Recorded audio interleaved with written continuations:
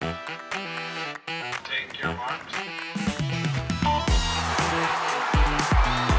Listen to the crowd.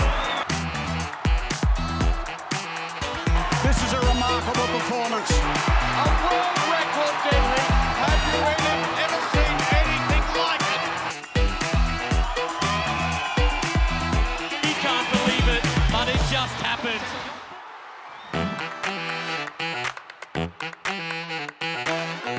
Hello and welcome to About Last Night, the World Aquatics show that brings you closer to the swimming action here at the Paris 2024 Olympic Games.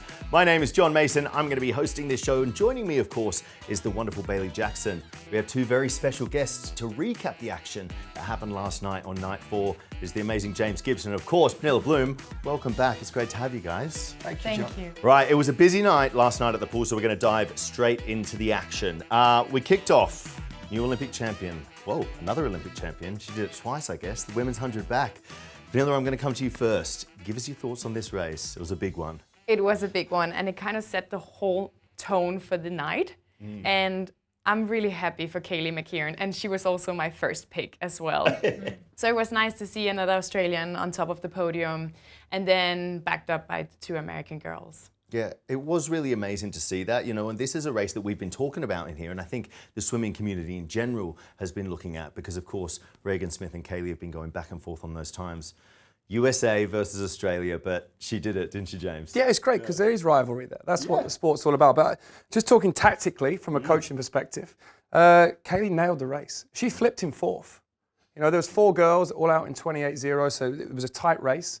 But she stuck to her process. And she came back real solid in that last. So she was a little bit behind, and she came right through at the end. So her race processes were bang on. And that's what it takes to win the Olympics. Sometimes there was no world record tonight, but the execution of the race was perfect. She took it out super hard, and I think it was part of that strategy, knowing how Regan and Kaylee sort of swim that race. That's how she's got to approach it. And looking at Kaylee too, I mean, we're talking about her defending a title as well, or defending, her medal in Tokyo in 2020. Curious to know, when you set the bar that high, mentally, is it tough to get into, another 4 years later, trying to get back to that spot? Well, for me, it's super hard, right? This is great because when you're an athlete and you're supposed to win, there's a lot more pressure.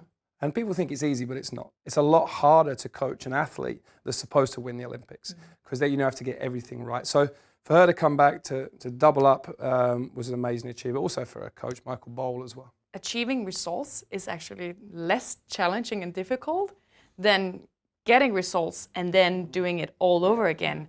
Because there comes a whole nother level of mental stress and pressure on top of that. And a lot of athletes actually really struggle. So you get like the biggest boost of confidence, but then suddenly you realize you have to do it again and again, and you have to maintain that level, which is not easy. And that's really also just kudos to Kaylee Mckeown for doing it all over again and doing it with such grace.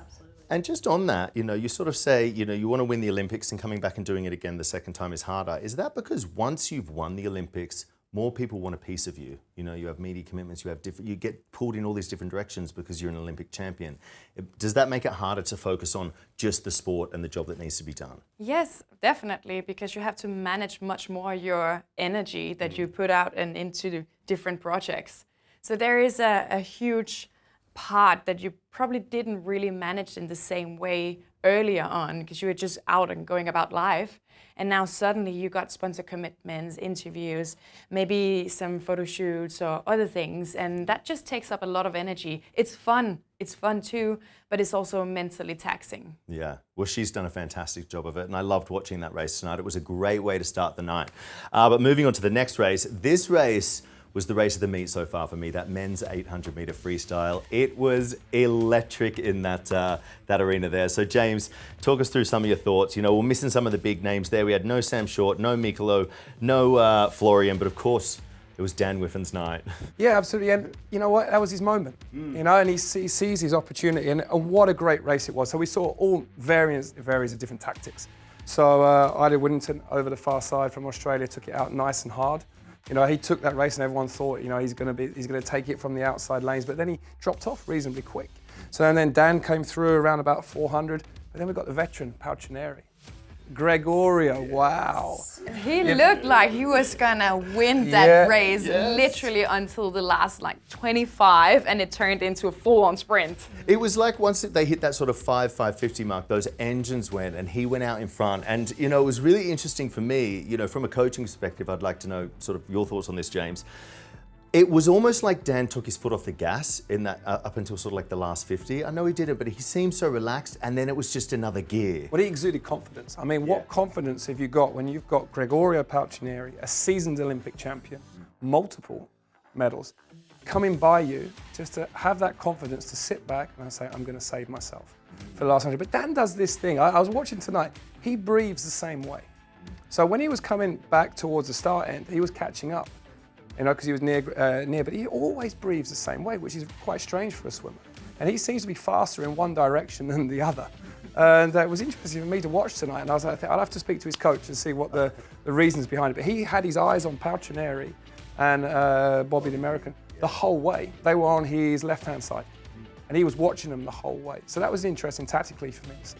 And I think the men's 800 really for me has become a highlight of the swimming program. Last year in Fukuoka, you know, we saw the best 800 I've ever seen with Sam Short. Hands down, the best 800 I ever seen. Even 1500 was amazing. Amazing, amazing. And I think we're really seeing something exciting sort of in men's distance swimming, but especially the 800. And tonight was no different. Bobby, Gregorio and Dan put on a show. And it was a great podium. So credit where credit's due to Dan Wiffen. Ireland's first medal in a gold medal, not first medal, but first gold medal in a long time. And, you know, he was on the podium with champions, the Olympic champion and Gregorio Paltrinieri as well. So all kudos to them. Yeah.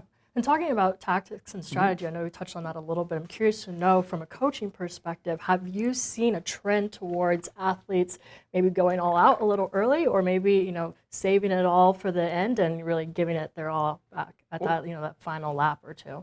Well, each athlete has their own qualities, their own strengths. Some like to go out a little higher. So Gregorio in the past has gone out super hard and sometimes died off a little bit in the end. Bobby and Dan save a lot to the last 100. So you can kind of predict your competitors' tactics, and you have to adjust your race around that. But no, there's a lot of individual like idiosyncrasies going on. We love to see it. It was a fantastic race. I loved it. And I actually, now that that's gone in, I can't wait to see the men's 15 as well. It's going to be electric. But of course, we finished the night. The 4x200 metre freestyle for the men. What a show Great Britain put on. I mean, it was on paper, should have been the perfect team, and it paid off tonight. Yeah, come on, Great Britain. Yes, go on, Great Britain. I lost my voice a bit screaming at the end. So you know, Great Britain, you know, what a team. There's two guys that didn't swim in the individual that are worthy of their places in the Olympic final. James Guy led off in a 1:45.0. He did his best time this morning. You know, his previous best was from the Kazan World Championships in 2015. So, you know, there's four guys, they came together, but the Americans weren't letting go, The Americans in relays are just racers, you know, and they always overperform. I see it all the time, and like, if you're ever racing against the American team next year, you know you've got to fight. They won't let you win easy, and the Brits had to bring their A game. If any one of those four boys was a little bit off, they don't win. They don't win. But the Brits, like over the last sort of decade, we've really seen a rise in the 200 metre freestyle in Great Britain, you know. And I remember at the Olympic trials, it was like 7 out of the 8 times would have made like a world's final. You're like, it is world class in the 200 metre freestyle. What are they doing right there? Well, in any country, right? I honestly believe federations build strong teams on relays. Because once people sense they have an opportunity to win an Olympic gold medal, people want to train for it a lot more. So in a coaching world, so if you have strong relays, you are a strong nation. And that's the backbone of any elite team. And then you find more depth because everyone wants in on that relay. They know they've got a chance at winning. They've got to finish in the top 6 at the trials to go to the championship, and they're going to be part of an Olympic champion team. So that's why.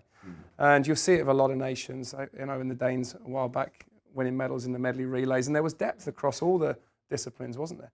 And that's the backbone of a strong nation. Yeah, and a big shout out, of course, going out to Team Australia as well, getting that bronze. And Germany also put in a great show as well. You know, we're seeing big, strong freestylers coming out of there. Lucas Martins was Olympic champion earlier. He put on a great first leg for them. But I thought it was a fantastic way to round out the night. And also Princess Anne. Oh, I mean, you can't, for the last one. Yeah. She watched them. They had a She was royal there. in. She made the special visit, so I got to meet her. So I had my fanboy moment. I love this. Love this for James. An Olympic experience. That was last night's action, but of course, tonight we get to do it all over again. Day 5, can you believe it? Take a look at your screens. We're going to have a look at the schedule. It's a lot to look forward to. We've got the women's 100-meter freestyle final. We've got the men's 200-meter butterfly final, the women's 200-meter butterfly semifinals, the women's 1500-meter freestyle final, the men's 200-meter backstroke, and the women's 200-meter breaststroke semis. And then we have the men's 200-meter breaststroke final, and we finish with that blue ribbon event, that men's 100-meter freestyle. So let's just take a quick look at what we've got to come tomorrow. We're going to start with that women's 100-meter free. Saw Sarah in the pool. It was a spot. I thought she was only going to swim the 50 here, but she looked good out there. I thought the same thing. I was very surprised to see her in that event. And she smashed it in the heats. I think she swam a bit faster here in the semi-final. So I'm really curious to see what she can do. Worth mentioning is just Molly O'Callaghan. She's just on fire, isn't she? She looked good out there. She looked really, really good. And I think getting that confidence, I suppose, after, you know, nailing your 2 and coming off the back of that and being like, right, we're here to play, like, let's go. Yes, exactly. So it will be a very interesting final. Also, Siobhan Hoge, she did an incredible job as well. So I think it's going to be really, really a close final. And It's wide open. wide open. Yeah. It really is wide open. So we've got Siobhan Jorge, Marit Steenberg, Shayna Jack from Australia, Sarah Sjostrom, Tori Huskin, Gretchen Walsh, of course, both on fire, Molly O'Callaghan, and Jung Juzhen from China as well. So who's it going to be? We're going to have to wait and see. Moving on, we're going to look at the men's 200-meter butterfly final. Marchand. It's going to be a massive night tonight. He's got 2 finals. Yeah. He looked amazing in that 2 breast. We'll talk about that later. 200 fly, he's going against the Olympic champion, the world record holder, Christoph Miller. Can he do it? Can he beat possibly one of the greatest butterfly swimmers ever in Paris tonight? It's going to be an incredible night. That's a head-to-head, and then there's another race for bronze, and it could be anyone in that field. It really could, and I know you mentioned Christoph there. I was so excited to see him in the pool tonight because he's kind of not been at the majors. You know, we haven't seen him do a lot of racing over the last couple of years, so I wasn't sure where he was going to sit, but he looked good. You know, I think he's going to have the whole of Hungary behind him. Yeah, and he's a real class act. You know, he's a swimmer. And then we're moving on to the women's 1500-meter freestyle. Of course, we've got to talk about it, Kaylee Ledecky. 17 seconds faster than anyone else. Exactly. It's not even a race for her anymore. She's racing herself. It's honestly, when you think about it, it's completely insane and outrageous in a way that she's so much in front of everyone else in that field. Yeah. I mean, she really is the greatest of all time in that event, truly. Yes. And it's not like there's someone coming and suddenly actually just giving her a little bit of a push. She really has to look behind and like, you okay, girls? Sorry, but it's just incredible, really. John, there's something to mention on this about her resilience. That this is one of the hardest events to train for. As she's been there for 12 years, every year, world champion, Olympic champion. This is not, for people at home, this is waking up every single day, swimming kilometers and kilometers and kilometers. This is one of the most mentally challenging events that you can do. So we shouldn't take it for granted, but we do. But I'm going to sit there and enjoy watching a race tomorrow. Absolutely. Our next event is, of course, the men's 200-meter breaststroke. I know we got Marchand back in again, another final, 2 finals, and they're 2 tough races. Yeah, it's now this is big. Yeah. Now when you look at this as a coach, you are taking on a challenge because they're 2 very, very different events. 200 fly, 200 breaststroke. They're worlds apart. They're complete worlds apart, and the breaststroke is so technical. But what we saw from the semi-finals last night, Leon looked the class act on that, and it depends how much energy is taken out. The battle with Christoph, that's a battle, and he's going to have to go deep to try and get near Christoph. So it just depends how much energy has been taken out of him for that 2 breasts. And when you have an athlete who's swimming 2 finals in one night, like you said, 2 very different finals, what are you saying to them as a coach right before they go out in both of those moments? So you're keeping it all on point, on process. You're taking the emotion out of everything, because when the swimmers are backing up, it's very much everything is planned. So the warm-up time will be planned, the swim will be planned. The mix zone, there's a massive mix zone. It's like 1 kilometre long. It's snaking around. They have media commitments. Everything's planned. There'll be drug testing notifications as well. So it will be how to make that athlete feel smooth in transition. And finishing the night, of course, that blue ribbon event, the men's 100-metre freestyle. This is going to be an exhilarating way to close out the night. I think it's also very much an open event. Anything can happen in that one. They're all super close. I was actually really happy to see Pan in that event from the outside lane.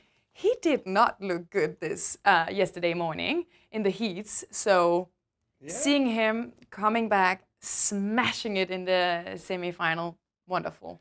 And then seeing Kyle. I mean, Kyle is... King Kyle. He's like a dog in that last 50. He's just going for it. And if you got Kyle next to you, I think it would mess up with me mentally, because I would just know that he never gives up. If he's close, he's got you, hasn't he? Yeah, exactly. It's a dogfight. And I think it's worth mentioning as well, Maxime Grousset. I mean, he is definitely in with a shot for a medal as well. Fantastic performance from him last night. And the energy in there is going to be absolutely electric if he does it. And I think with those boys tomorrow, if I'm coaching again, I'd be saying to them, remember the men's 100 breaststroke.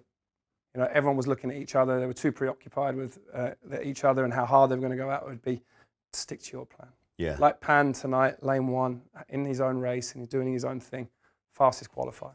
If he repeats that, I'm pretty sure that time is going to be close to winning. Well, that concludes our episode for this morning. We have a big night ahead of us and a big show tomorrow, so stay tuned for another episode of About Last Night.